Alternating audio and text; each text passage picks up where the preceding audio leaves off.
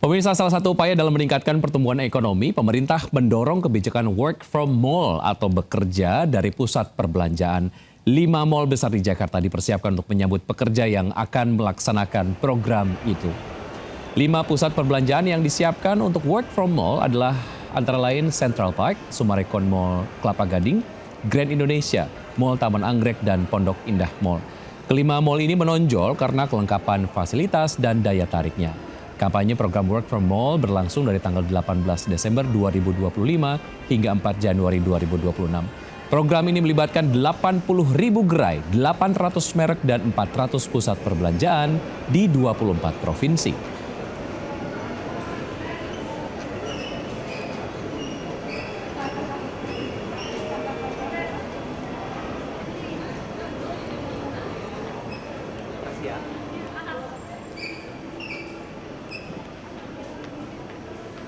Ya, apakah work from mall sudah ramai dilaksanakan karyawan di pusat perbelanjaan di Jakarta? Kita bergabung dengan Wenda Nura dari salah satu pusat perbelanjaan terbesar di Jakarta Selatan. Selamat siang Wenda, bagaimana antusias pekerja Jakarta untuk penerapan bekerja dari pusat perbelanjaan jelang libur tahun baru?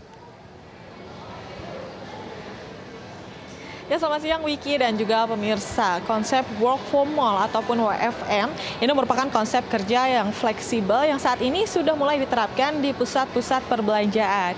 Nah, work from mall ini merupakan pengembangan dari konsep work from anywhere, di mana kerja ini bisa dilakukan di mana saja tanpa harus di kantor ataupun di rumah.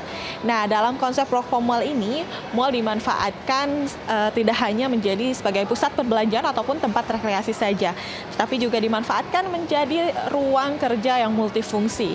Karena biasanya di mal-mal ini, terutama di tempat kami melaporkan saat ini, contohnya di salah satu mal yang berada di kawasan Jakarta Selatan, di sini banyak sekali tersedia kafe-kafe ataupun juga restoran, di mana itu sangat bisa menjadi alternatif pilihan untuk work from mall ataupun bekerja di dalam mall, karena ini juga bisa menjadi pilihan karena fasilitas yang lengkap dan juga nyaman tentunya. Dan untuk Anda pekerja yang bisa bekerja di mall ini biasanya direkomendasikan untuk yang bisa bekerja di bidang digital, pelaku startup ataupun karyawan yang memiliki jam kerja yang fleksibel, karena memang keberadaan seperti kafe-kafe ataupun restoran tersebut ini mendukung para pekerja untuk memiliki jam kerja dan juga istirahat yang lebih seimbang, karena bisa bekerja dan juga istirahat di tempat yang sama tanpa harus berpindah tempat. Nah, selain itu, konsep work from mall juga tidak hanya menguntungkan bagi para pekerja saja, tetapi juga memberikan dampak positif untuk pengelola mall dan juga pelaku usaha, karena semakin banyaknya kunjungan ke mall tentunya ini membantu perputaran roda ekonomi baik di sektor retail ataupun kuliner.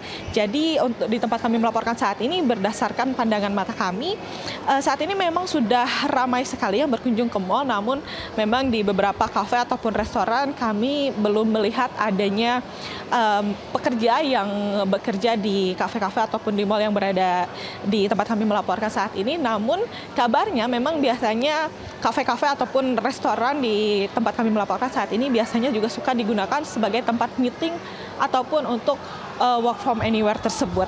Begitu. Jadi kurang lebih seperti itu konsep dari work from mall, Wiki, dan tentunya work from mall ini juga sangat memanfaatkan ataupun mengubah mall tidak hanya menjadi pusat perbelanjaan, tetapi juga menjadi ruang publik yang multifungsi dan mendukung produktivitas dan juga kreativitas. Sementara demikian, Wiki.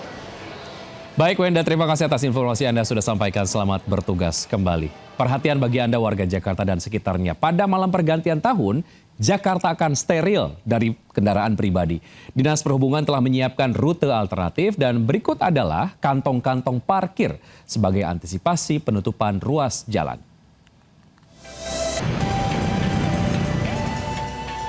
Bila Anda berencana merayakan tahun baru dengan keliling pusat kota Jakarta, maka sebaiknya rencana ini dipertimbangkan. Karena Dinas Perhubungan akan mensterilkan sejumlah ruas jalan utama dan mengalihkan arus lalu lintas.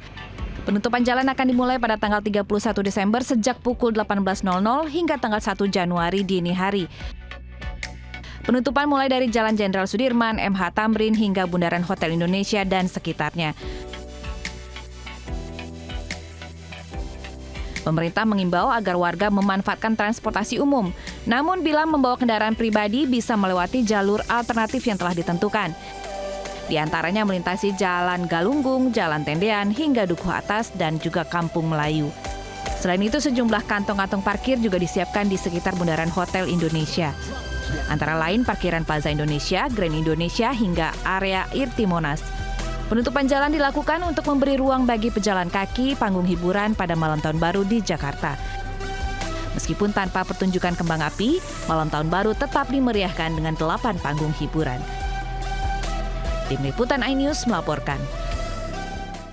Model sekaligus selebgram Ayu Aulia membantah menjadi anggota tim kreatif Kementerian Pertahanan. Sebelumnya aksi Ayu di media sosial sempat menjadi polemik karena disebut menjadi bagian dari tim kreatif Kementerian Pertahanan usai mengunggah dokumentasi pelantikan.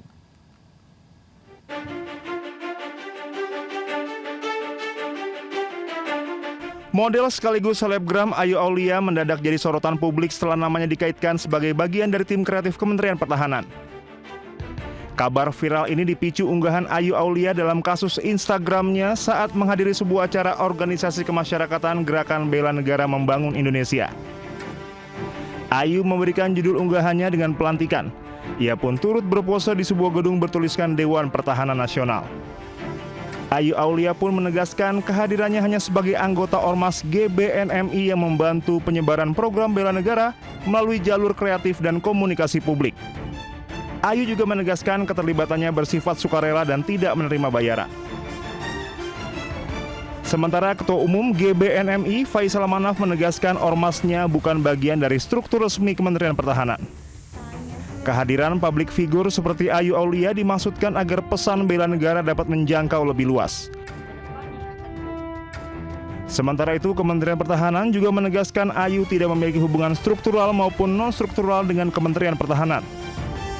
Karohumas Setjen Kemhan Brigjen Riko Ricardo Sirait menyampaikan pihaknya tidak pernah melantik, mengangkat, atau memberikan penugasan apapun kepada Ayu Aulia sebagai tim kreatif Kementerian Pertahanan. Akibat hujan deras, tembok penahan tanah ambruk dan menimbun seorang warga hingga tewas di Purwakarta, Jawa Barat. Evakuasi berjalan dramatis saat jasad korban ditemukan terkubur material tanah dan tembok.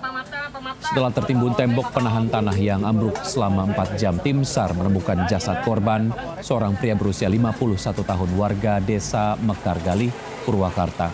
Sebelumnya korban tertimpa tembok penahan tanah yang ambruk akibat hujan deras pada Minggu sore. Petugas sempat kesulitan melakukan evakuasi lantaran akses menuju TKP yang sempit sehingga tidak bisa menggunakan alat berat.